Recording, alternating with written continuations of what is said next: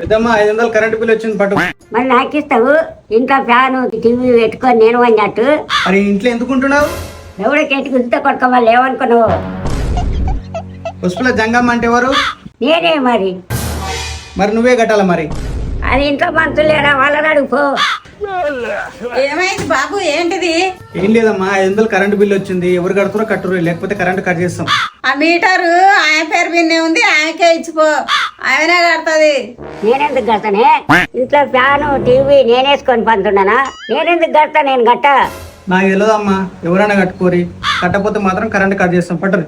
The next day. తిన్నా అక్క? తిన్నట్టే.